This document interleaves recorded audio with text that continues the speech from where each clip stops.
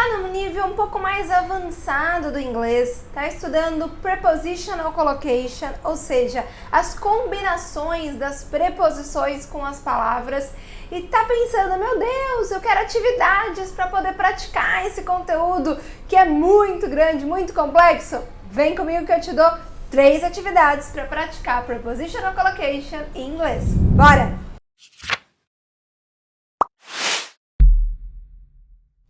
Fala, protagonista! Seja muito bem-vindo, seja muito bem-vinda a mais um vídeo aqui do canal. Esse vídeo específico para quem está no nível B2, C1 do idioma. Se você ainda não sabe o que é essa classificação A1, A2, B1, B2, C1, C2, tem vídeo aqui no canal onde eu te explico a escala do inglês, a escala internacional, não só do inglês, né? Dos idiomas, para você tentar achar aonde você está. I think this girl's self-knowledge is impressive. Normalmente, quando a gente chega nesse nível mais intermediário, é comum os alunos caírem no platô, ou seja, fica ali e não sabe como avançar. I'm feeling kind of lost. E esse conteúdo Prepositional Collocation é um conteúdo que, se você dominar, você vai sair na frente aí de muita gente. Tem vídeo aqui no canal onde eu explico cada um deles, combinação com verbo, combinação com adjetivo, combinação com substantivo.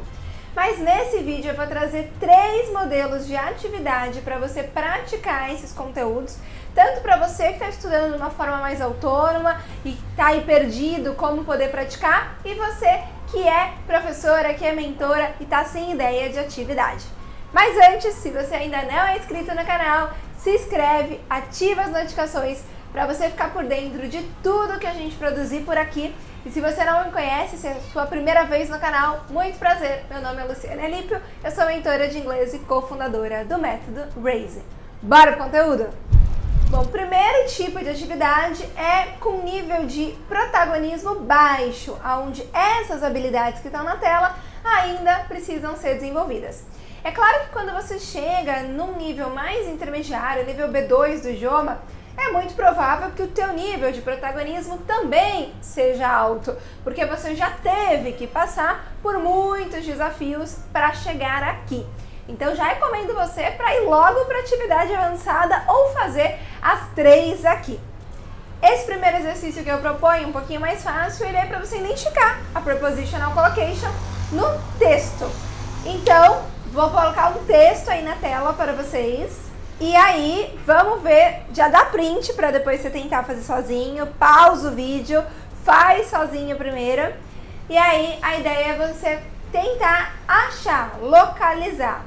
Vamos ver aí se você identificou quais são. Lembrando que a gente tem combinação com adjetivo, substantivo e verbo. Na primeira linha, eu tenho uma combinação com substantivo, experience in. Então, I have extensive experience in.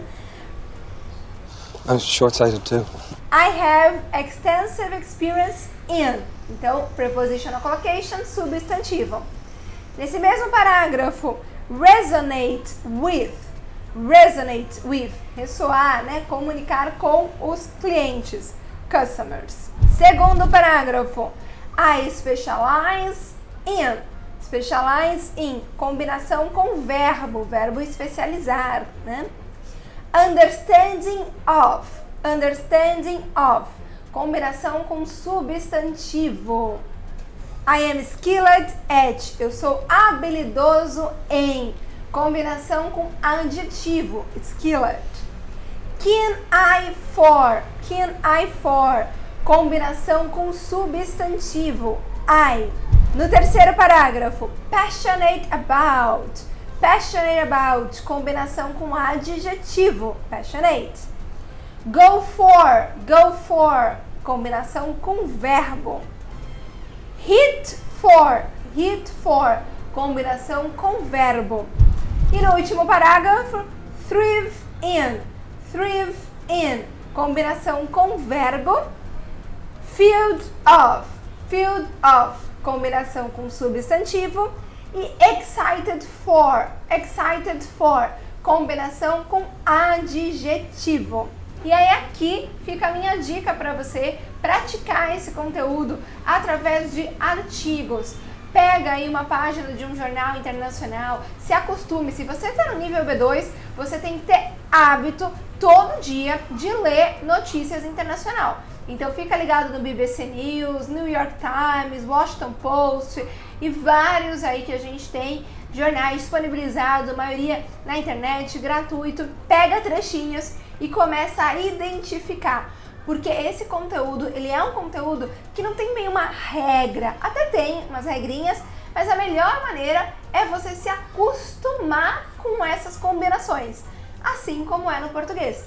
E é um conteúdo que até no português a gente erra. Quem combina muito bem preposições tem uma oratória, uma comunicação exemplar, e aí tem inúmeras vantagens no mercado de trabalho e na vida, né? Então é muito importante investir nisso. What are you waiting for?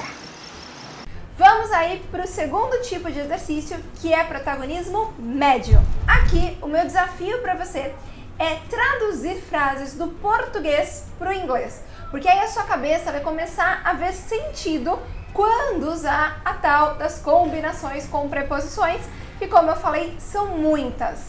Você pode simplesmente pegar frases do seu dia a dia ou frases da tua apresentação, caso você também esteja estudando, seguindo o que a gente recomenda aqui no canal, por objetivo, por situação vivenciada. E aí essas frases você vai tentar passar aí para inglês. Pega o último e-mail que você escreveu em português, por exemplo, e tenta passar ele para inglês. Se você não tem ideia de nada, eu tenho aqui algumas ideias para você, algumas frases, e vamos ver se você acerta a tradução delas. O estrago para a empresa foi pior que nós estávamos pensando. Bom, a solução para esse problema é focar nas necessidades do cliente. A necessidade por interação social é a razão pela qual estamos retornando ao trabalho presencial. Eu gostaria de reservar uma sala de reunião para a próxima quinta, por favor. Eu estou encantada com esse projeto. No meu último emprego, eu estive envolvido em muitos projetos. Posso dizer que sou experiente em marketing. Bem, percebi que estava confortável na posição e comecei a procurar novos desafios. E aí, vou te dar um tempinho aí para você tentar traduzir, lembrando de colocar as preposições corretamente na frase. Então a primeira, the damage to the company was worse than we were thinking. O estrago para a empresa, então, damage for, combinação com substantivo. Well, the solution to this problem is to focus on clients' needs. Então, focar em, né? Focus on, combinação com verbo. The need for social interaction is a reason why we are returning to presential work. The need for, necessidade, combinação com substantivo. I'd like to book a room for a meeting next Thursday, please. A room for, também combinação com substantivo. I'm delighted at this project. Delighted at, encantado com, combinação com adjetivo. In my last job position, I was involved in many projects. Involved in, estava envolvido, né? Então aqui, combinação com substantivo. I can say that I am very experienced in market.